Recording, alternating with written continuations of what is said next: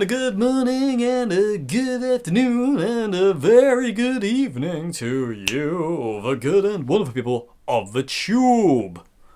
Hope you're well today, hope you're feeling grand and all is well in your world. Hello there, everybody.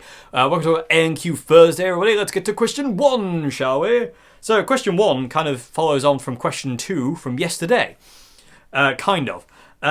So, question 1, part A, is Boss Katana Mini or Blackstar Fly Free? Neither. I would recommend the Nuex Mighty Air over both of those. The Boss Katana Mini is great. Great amp. Nuex is better, in my opinion. Blackstar Fly Free is a good amp, but the Boss Katana Mini is better. Out of those two, I'd pick the Boss Katana, but the Nuex Mighty Air just beats all of them. In my opinion, it's just, again, just my opinion. I absolutely adore that thing. It literally goes everywhere with me. It really does. When I went to France, it was there in the van with me. When I was in France, I used it substantially. No matter where I go, that thing is there. I just love it. I just absolutely love it. It's absolutely fantastic. The battery life's good. The tones are good. What you can do with the versatility of it is insane. It's so good, and again, you don't have to use it as a guitar amp either. You can use it as like basically a MP3 player or whatever you want to use it for. Just run music through it. So it's just mega, and it just rules the day as far as I'm concerned. The Nuex Mighty Air.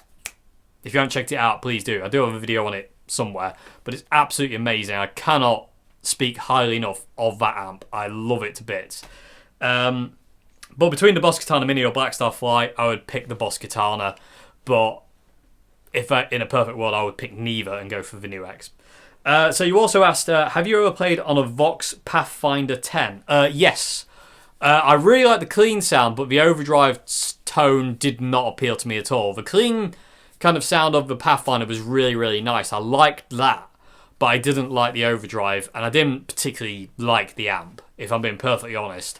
I do love Vox amplifiers, but I'm after a very specific thing with a Vox amp when I play through one, and I didn't find it in the Pathfinder at all. I wouldn't buy one personally myself, especially not in light of again of like something like a Boss Katana or anything like that. I just wouldn't get a Pathfinder. I'm not the biggest fan of them myself. They are good amps, but to me they don't really scratch that itch, if that makes any sense, but I do love Vox amps. But in all fairness, people, I really want a Vox AC30 valve reactor. That's the Vox amp I want. I've got my 2 Vox Escorts from the 70s, the solid state ones, and I love them to bits.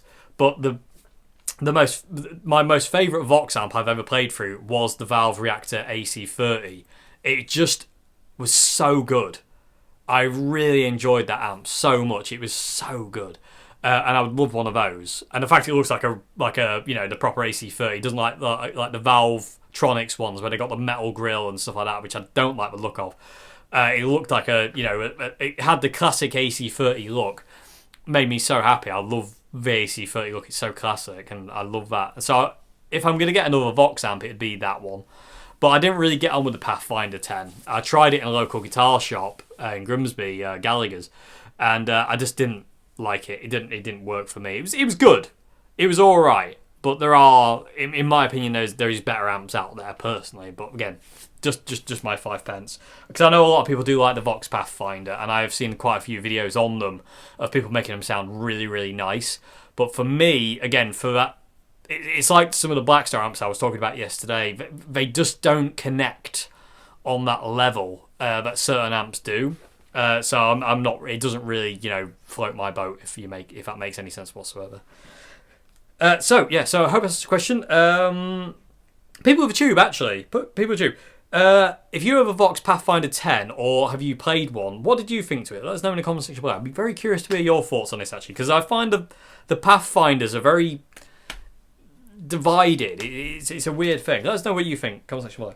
Okay, so final question of the day. Ready? Question 2 is I know many of you.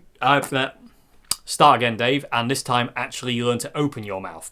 Okay, so I know many of your guitars have been refinished. Have you ever repainted a guitar yourself? And would you have some recommendations? And maybe a video one day. I've resprayed quite a lot of my guitars. The first guitar I ever resprayed was my vintage V6 Icon. I had two, and they were both the V6 Icon, the black Eric Clapton Blackie one. Maple neck, kind of a satiny black finish, white scratch plate, kind of relict, kind of road worn-ish, kind of very light relic. And I had two of them. The first one I got was really, really good, an amazing guitar. But the second one I got was just a ridiculously amazing guitar. And it's in retirement now in the south of France. My friends Marja and Nicole own that guitar now.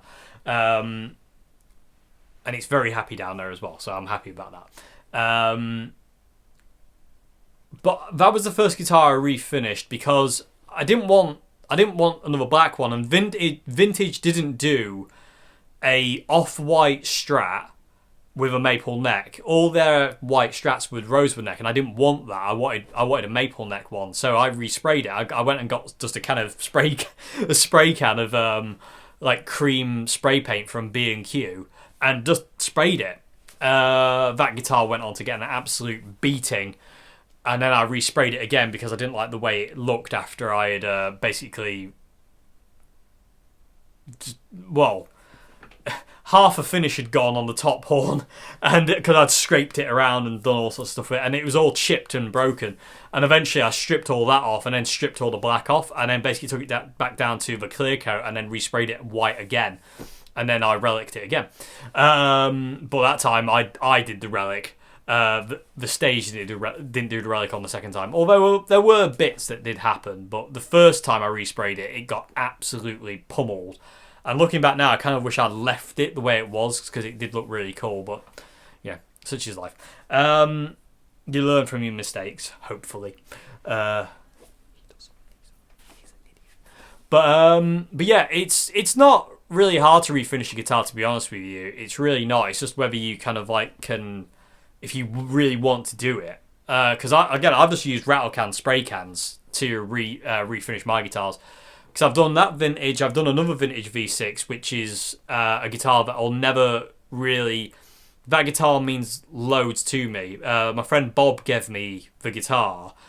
Me and my friends Marja and Nicole, when they came over to visit me in England last year, we refinished it and put it back together. And when I was in France, we modded it as well. So that guitar means loads to me, and I don't want anything to happen to it. It's like my first ever guitar, my white Strat and the 62 and my red Oswald. I don't want anything to happen to that guitar because it means loads to me. And Nicole and Marjo wrote on the back of it as well, which I've clear coated to preserve it. But that guitar means tons to me. So you won't probably ever see that guitar, maybe on occasion, but it's one of those guitars that I just don't want anything to happen to. I don't want it to really wear or anything, and I just love it too much for that, and it means too much to me, so much to me and stuff like that. Anyway, but that's another guitar I've refinished. I did my Les Paul, my Revelation Les Paul. I stripped the top off that and made it a natural finish, but that's not really refinishing it, not respraying it anyway. Yeah, I might if I get a guitar, I kind of like go, oh, I kind of want to spray over this a different colour. If I do get a guitar where I'm going to do that, I will make a video on it at some point. But it's not particularly hard. It's just, you just got to take your time and have patience with it, which is something I didn't really have when I first did it. I didn't have any patience at all. I just kind of want it done. So I kind of went the quick and easy route, which is why the guitar reliced and chipped so quick and easy, was because I don't really let the paint settle in. The second time I did it on my vintage, it really settled in better, and it took the rigours of gigging a little bit better. Didn't take the rigours of being slid around the floor better, but you know, those things happen. But yeah, it's not difficult. Just make sure, like, you know, if you make sure anything that doesn't want to be covered in paint is masked off with masking tape well. Make sure kind of like it's a nice clean surface. Make sure it's kind of and if it's bare wood, make sure the wood is sealed as well with sanding sealer, because you'll just be spraying coat after coat after coat on that thing, and it'll be drinking it till it's saturated. And invariably at that point, if the body's not sanding sealed, you get paint runs and it goes all rubbish and you have to start again. Trust me, been there, done that. It wasn't fun. So just make sure it's kind of sealed, the wood is. If it's not sealed, if you're overspraying, make sure that surface is nice and clean. There's no kind of like, any kind of roughness to it that the paint might go funny on.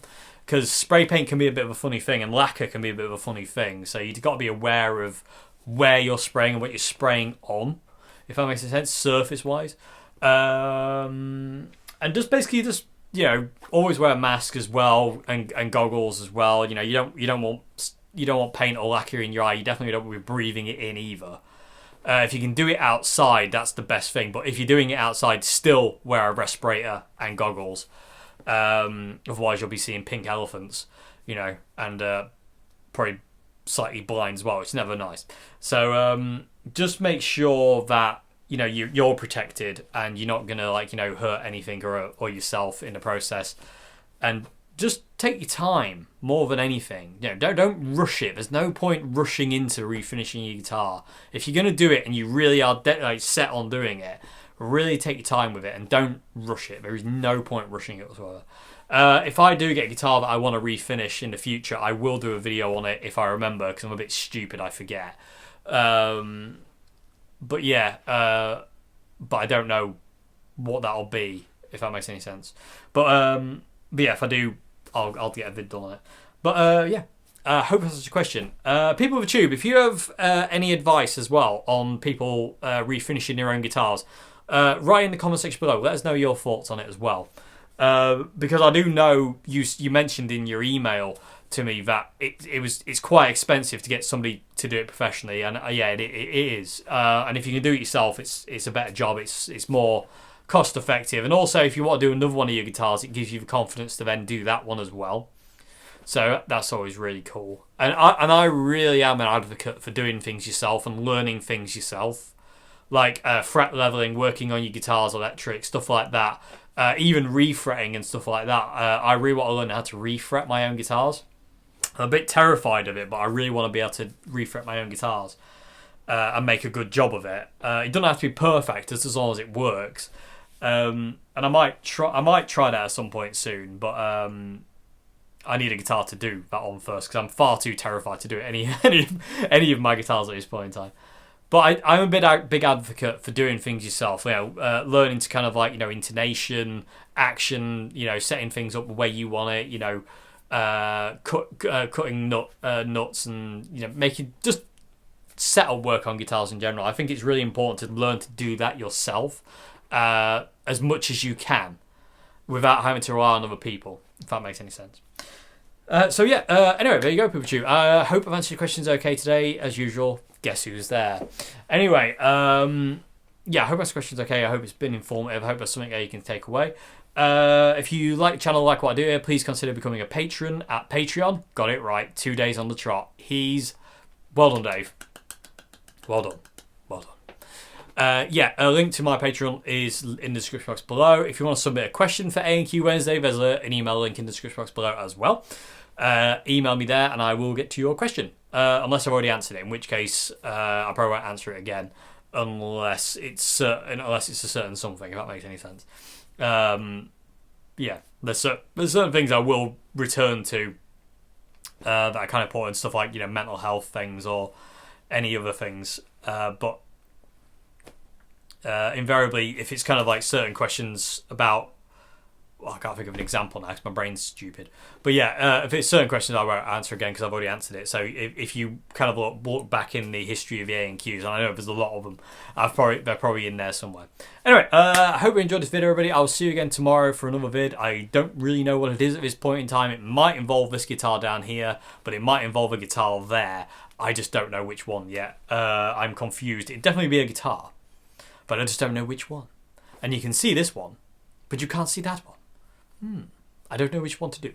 Anyway, I'll see you again tomorrow. Anyway, have a great morning, afternoon, good evening till then. And see you tomorrow. Thank you very much indeed.